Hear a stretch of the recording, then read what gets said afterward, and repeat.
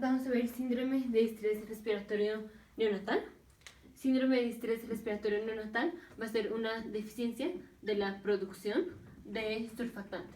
Una deficiencia de la producción de surfactante. Primero recordemos, el surfactante se empieza a producir a las 28 semanas de gestación. Entonces vamos a ponerlo por aquí. La producción de surfactante empieza a las 28 semanas de gestación.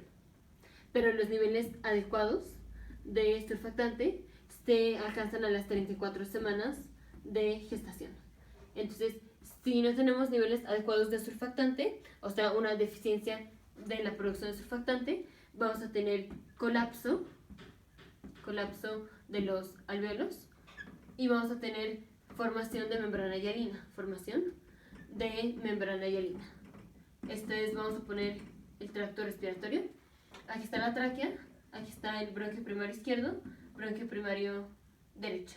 Aquí están bronquios secundarios, terciarios, finalmente bronquiolos y finalmente aquí están los alvéolos.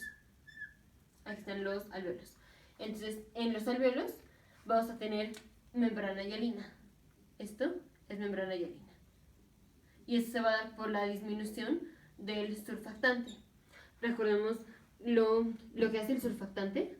Lo que hace el surfactante es disminuye la tendencia al colapso del alvéolo. Los alvéolos, cuando expiramos, tienden a colapsarse, pero como tenemos surfactante, el surfactante impide que el alvéolo se colapse. Si el paciente tiene menos surfactante, sus alvéolos ya no van a estar abiertos, o sea, ya no se previene el colapso. Y si no se previene el colapso, sus alvéolos se van a colapsar. Los alvéolos se van a colapsar y aparte tenemos la formación de esta capa, de esta membrana, que se llama membrana hialina. Entonces, el paciente va a tener dificultad respiratoria. ¿Cómo se va a presentar el paciente? El paciente se va a presentar con dificultad respiratoria, o sea, va a tener disnea. Porque aquí vienen los capilares alveolares y aquí están los glóbulos rojos. Y queremos que el oxígeno que se encuentra en los alvéolos difunda desde el alvéolo hasta los glóbulos rojos. Y para eso el oxígeno tiene que atravesar todo este grosor de membrana hialina. Entonces es más difícil que el oxígeno pase del alvéolo al glóbulo rojo, porque tenemos este grosor de membrana hialina. Y entonces el paciente va a venir con disnea, porque menos oxígeno va a llegar a sus alvéolos. Entonces tiene disnea. También vamos a tener uso de músculos respiratorios accesorios, como son, por ejemplo, los músculos esternocleidomastoideos. El músculo grande que tenemos aquí, este músculo es el esternocleidomastoideo. Entonces, uso de esos músculos, vamos a verlo en el paciente, cómo se hipertrofian, cómo se ve la contracción de esos músculos, pues porque el paciente tiene disnea y necesita utilizar otros músculos para apoyarse a respirar. Otra cosa que vamos a encontrar va a ser, obviamente el paciente va a tener hipoxemia, o sea, va a tener pues disminución de la concentración de oxígeno, porque el oxígeno es más difícil que difunda de aquí a acá. El paciente va a poder tener cianosis, si esto es pues severo, va a tener cianosis. Y si hacemos una radiografía de tórax, entonces ya voy a borrar, si hacemos una radiografía de tórax, vamos a encontrar opacidades o digamos granularidades difusas. Y esto se ve, o esto dicen que parece como vidrio fundido. O sea, vamos a poner una radiografía. Digamos, aquí está la tráquea, aquí está el bronquio primario izquierdo, aquí está el bronquio primario derecho y aquí están los pulmones. Vamos a tener apariencia de vidrio esmerilado. Esmerilado o fundido. Esmerilado. O sea, se va a ver como así. O sea, literal, pues como si fuera vidrio esmerilado, como en tonos de blanco, como en tonos de gris. Así se va a ver la radiografía de este paciente. Dicen que parece vidrio esmerilado o como vidrio fundido.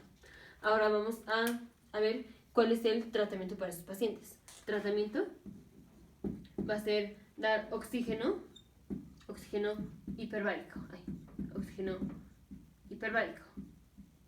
¿Cuáles son los factores de riesgo para tener síndrome de distrés respiratorio neonatal? O sea, porque el paciente puede tener disminución de la producción de surfactante. Esto es, o que el paciente sea prematuro, o sea, que haya nacido antes de las 34 semanas de gestación, porque dijimos los niveles adecuados de surfactante se alcanzan a las 34 semanas de gestación.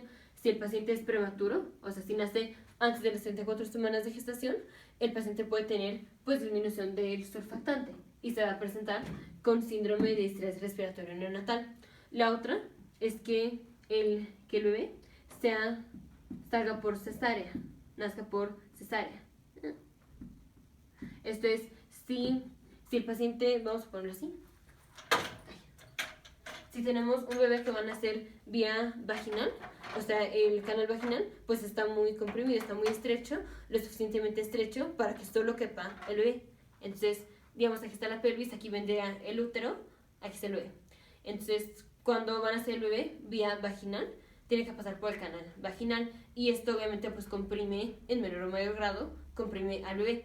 O sea, el bebé está teniendo un estrés, está en una condición de estrés. Entonces, si el parto es vaginal, el bebé está en una condición de estrés. Y si entra en condición de estrés, ¿cuáles son las hormonas que se liberan cuando estamos en condición de estrés? Estas son las hormonas como son los glucocorticoides y el glucagón. Entonces, si el paciente está en una condición de estrés, se libera el glucocorticoide. Y los glucocorticoides promueven la formación de surfactante. Entonces, vamos a ponerlo aquí, si tenemos un parto vía vaginal, esto hace que el paciente esté en una condición de estrés. Y la condición de estrés hace que se liberen glucocorticoides. Y los glucocorticoides promueven la formación de surfactante, producción de surfactante. Si el paciente no nace por vía vaginal, si no pasa por el parto vaginal, o sea, si nace por cesárea, entonces no tiene el estrés, o sea, sacarlo por cesárea pues es muy fácil, nada más lo tenemos que sacar. No tiene que pasar pues por el canal vaginal, que está todo apretado. Entonces, si nace por cesárea, no va a tener esa condición de estrés.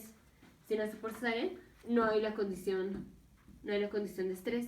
Y si no hay condición de estrés, no vamos a tener los glucocorticoides. Y si no tenemos los glucocorticoides, tenemos menos producción de surfactante. Entonces, los pacientes que nacen por cesárea tienen riesgo de tener síndrome de distrés respiratorio neonatal. La otra es que la madre tenga diabetes mellitus. Que la madre tenga diabetes mellitus. Porque, luego esto,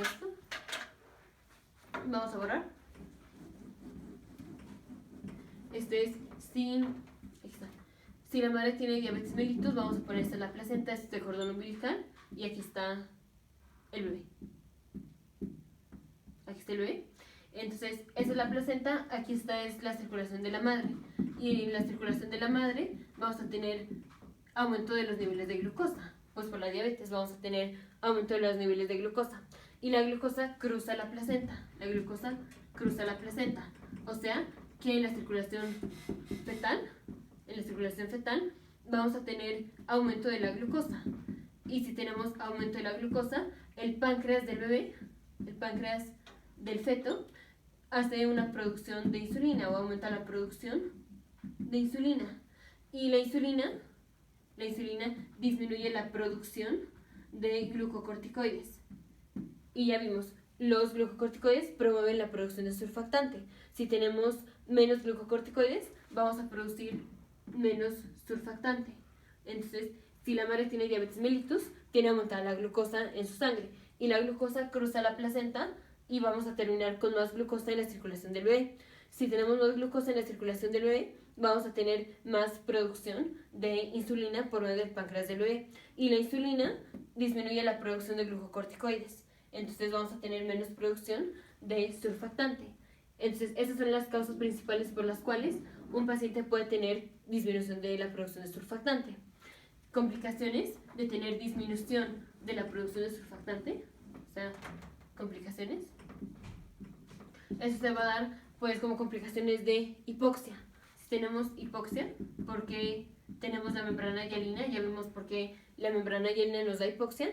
Si tenemos hipoxia, la complicación o las complicaciones van a ser una, persistencia del conducto arterioso. Recordemos que para cerrar el conducto arterioso, la comunicación normal que tienen los bebés entre la arteria pulmonar y la aorta, Para cerrarlo necesitamos tener un aumento de la presión de oxígeno. Si el paciente tiene menos oxígeno, pues porque tiene hipoxia, vamos a tener persistencia del conducto arterioso. Y la otra es que el paciente tenga enterocolitis necrosante.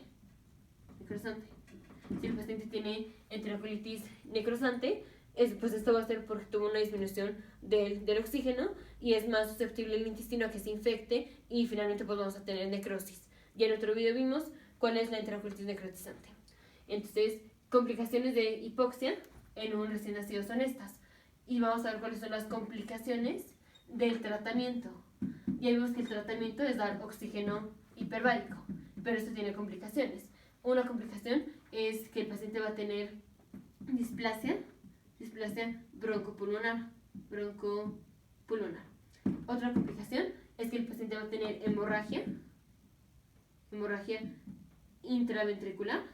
Y la otra complicación es que el paciente tiene retinopatía del prematuro. Esto es, aquí está la retina. Como le estamos dando oxígeno hiperbárico, o sea, le estamos dando más oxígeno, el oxígeno promueve la formación de vasos, o sea, promueve la angiogénesis. Y eso influye en la retina. Entonces, en la retina vamos a tener producción de vasos. Y estos vasos impiden que la luz que está entrando al ojo, choque con la retina. O sea, aquí pues puede chocar la luz con la retina, pero aquí no, porque aquí tenemos los vasos. Entonces vamos a tener menos luz que finalmente choca con la retina. Y la luz que choca con la retina, pues es lo que vemos. Entonces, si tenemos menos luz que choca con la retina, pues porque tenemos vasos en el camino, el paciente va a tener ceguera. Entonces, si al paciente le damos oxígeno hiperbárico, complicación de dar oxígeno hiperbárico es la retinopatía del prematuro, o sea, es la ceguera por la formación de nuevos vasos. Entonces, síndrome de estrés respiratorio neonatal es tener una disminución de surfactante. Esto puede ser porque el paciente nació prematuro, o sea, antes de las 34 semanas de gestación, porque la madre tiene diabetes mellitus o porque el parto no salió por vía vaginal. En lugar de salir vía vaginal, nació por cesárea. Complicaciones de tener hipoxia crónica al nacer es o enterocolitis necrotizante o persistencia del conducto arterioso. Tratamiento es dar oxígeno hiperbárico y complicaciones de dar oxígeno hiperbárico es tener displasia broncopulmonar, tener hemorragia intraventricular o tener ceguera por la formación de nuevos vasos, que se llama retinopatía del prematuro, o también esto se llama fibromialgia retrolental. Nos vemos en el siguiente video, futuros médicos, científicos e ingenieros.